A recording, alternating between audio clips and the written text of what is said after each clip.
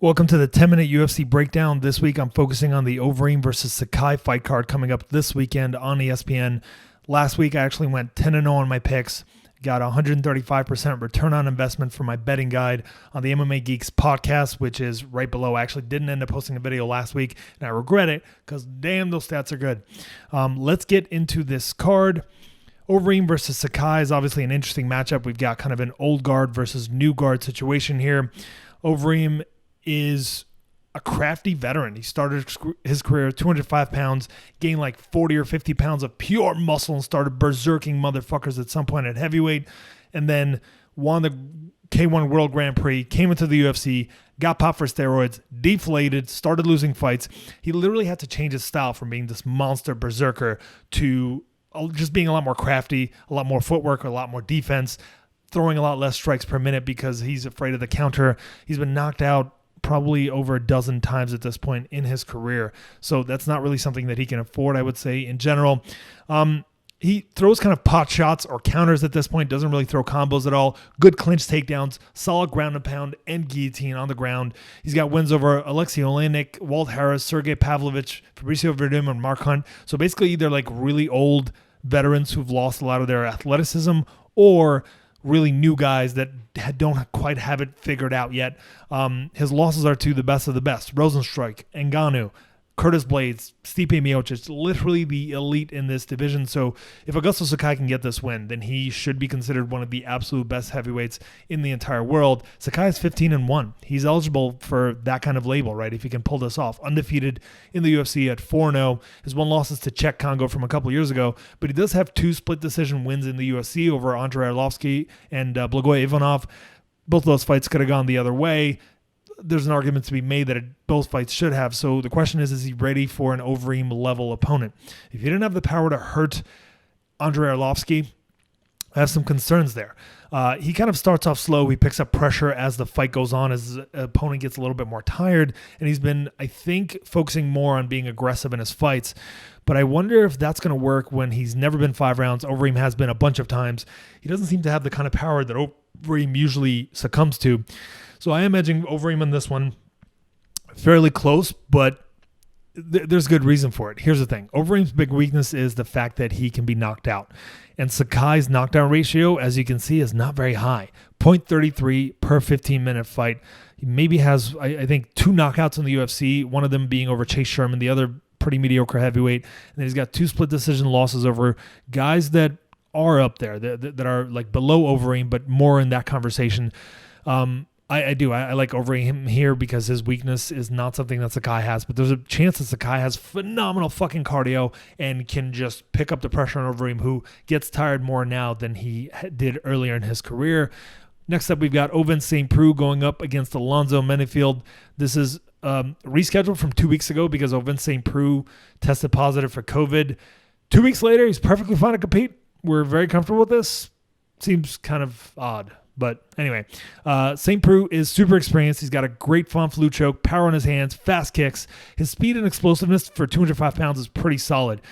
His conditioning is kind of shoddy, right? There are some fights in which he can just keep going and going, and there are other fights in which he's exhausted midway into the second round. His fight IQ isn't that high, even though he's got some craft and a lot of experience. He's got a mediocre camp. I don't think they've put out any other high-level fighters, and nobody's ever really heard of them outside of Ovince Preux. He's got years of wear and tear, 37 at this point. Menifield's got some serious power in his hands. He's a pressure fighter. He has 100% finishing rate, and he trains at Fortis MMA, which is all great, right?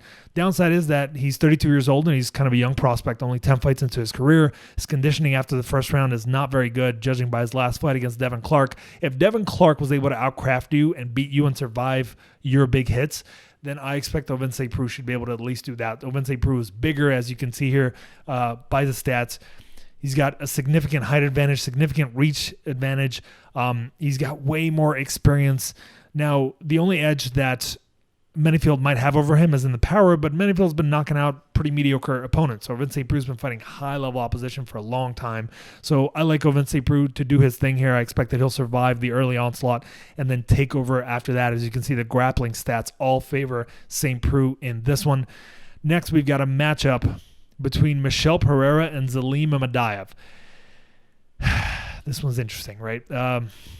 Pereira is, he looks like an action figure. He fights like one too. He's explosive, hits hard with every single limb. He's got cardio issues though that we saw 2 fights ago. Then he actually looked pretty fresh throughout the fight with Diego Sanchez. Now, what beat Pereira in the UFC thus far, and he's 1-2, granted, pretty inexperienced and not very successful this far. But what has beat him so far is craft, experience, right? The fight before last, he lost to this UFC debut guy on short notice. The guy has a lot of experience. He was able to survive that first round and then take over after that, after Pereira was tired. And then in the last fight, he lost to Diego Sanchez, also because of craft. Diego Sanchez was getting roughed up the entire fight and then took advantage of an illegal blow and got a DQ win. So Imadaev does not have that. He is 8-2 in his career. He's looked pretty mediocre in the UFC. He's 0-2 there, right? But like, he doesn't really show serious power. He doesn't really have any particular speed. He's got consistent right kicks, which is good. He trains at Nicoton MMA under Mark Henry and Ricardo Almeida, which is pretty good, right? Like, pretty good camp, but that's really the only positives about the guy. His takedown defense isn't great. He doesn't really counter. He's not fast. He pressures, but he doesn't really land much. He prefers to clinch against good strikers, even though he himself is supposed to be a striker. So I definitely like a huge edge here for Pereira. I know he's not reliable, but at these odds, at almost even odds, put some money down on the guy. He's probably going to knock Imadaev out. I'd be surprised if Imadaev is able to get much going against him. Next, we've got Brian Kelleher versus Kevin Natividad. Natividad, it also kind of looks like a little bit of a Street Fighter character. The guy is fairly shredded, got some interesting hair going on. He has a really solid right hand, and he only throws either a cross or a cross hook. Literally all he ever throws. You never have to worry about anything else based on the tape that I've watched, and I expect that an experienced veteran like Brian Kelleher, who's got improving stand-up, really good ground game, I think he's going to be able to handle that just fine. Just a matter of not getting clocked with that right hand clean. Here's another thing. Kelleher has been submitted multiple times, but he's never been knocked out. Kevin's only way to win this fight is by knockout, so I think there's a good reason why Brian Kelleher is a favorite. Next up, we've got a matchup between Thiago Moises and Jalin Turner.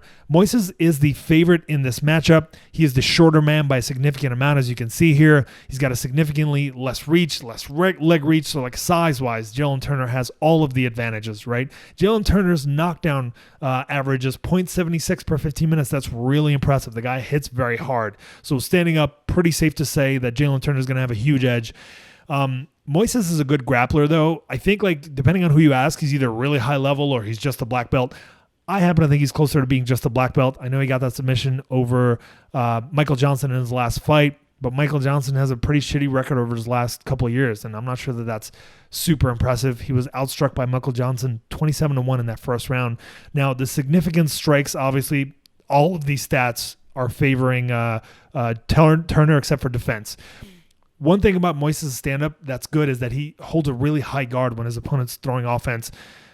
Just keeping your hands up can go a long way. And if you're not very good at that part of the game, then you better be doing that. He doesn't, and that's why he has a slightly better stat in that one category when it comes to their stand-up.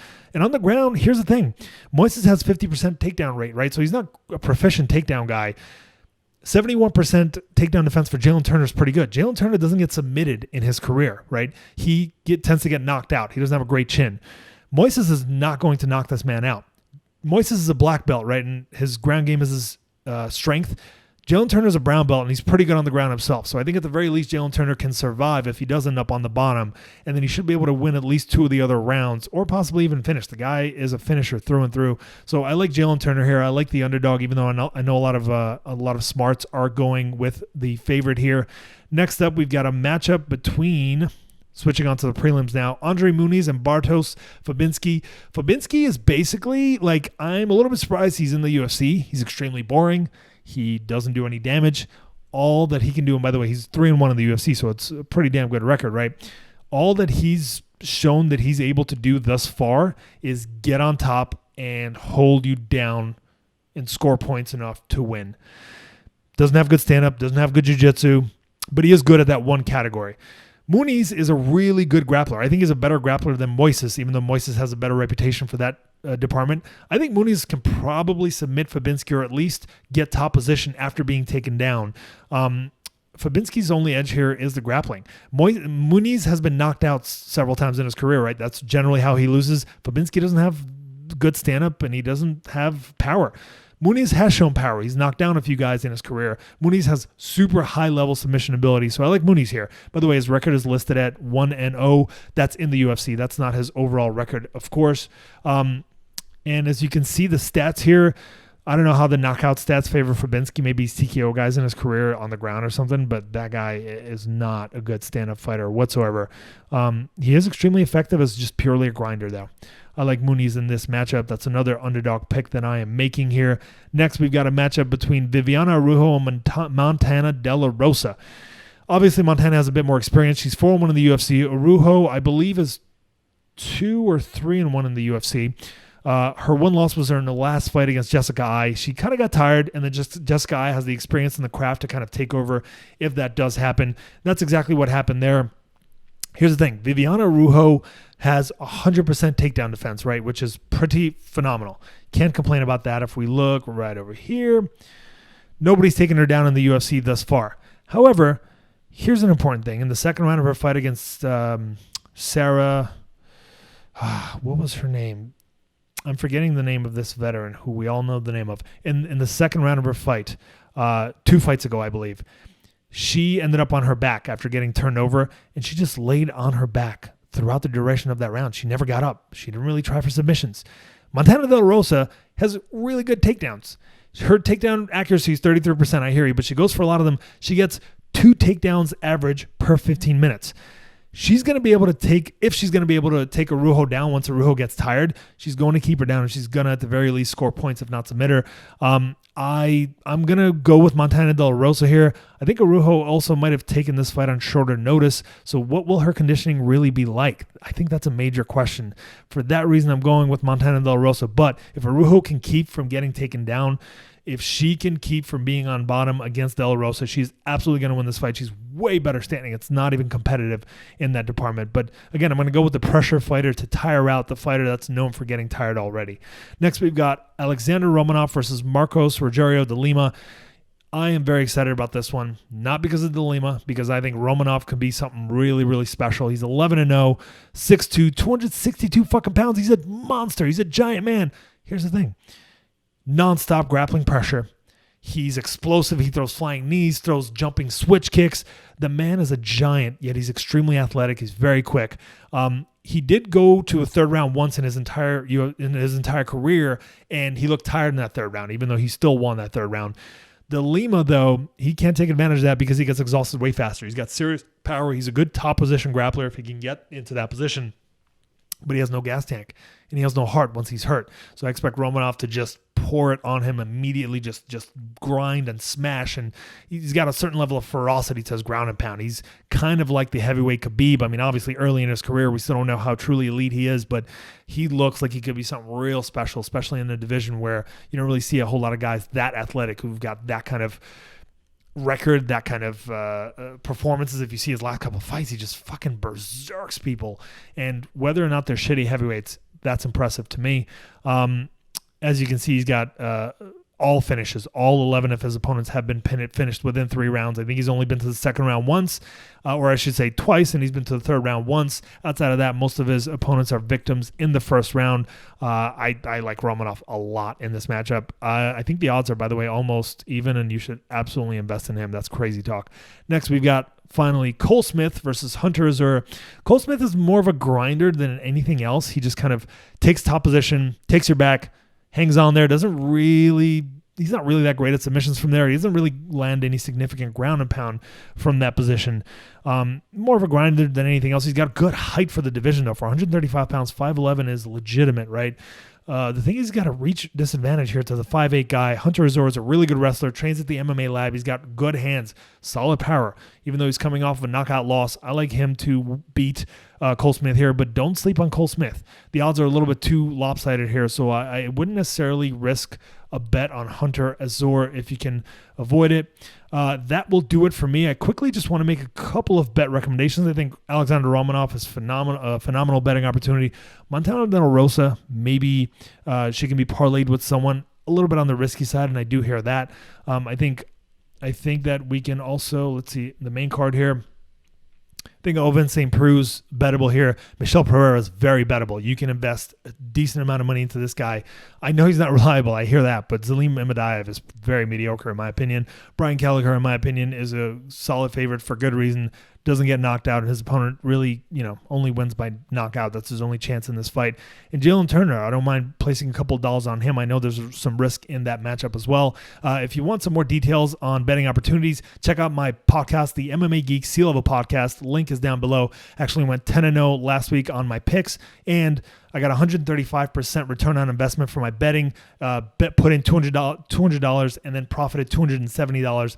Obviously, plus I got my $200 back. So really good week for me last week. I didn't end up doing a breakdown video, but I did cover it on my podcast. Follow me on Twitter, Instagram, like this page, like this video, and subscribe to this channel if you find this information helpful. Thanks for watching.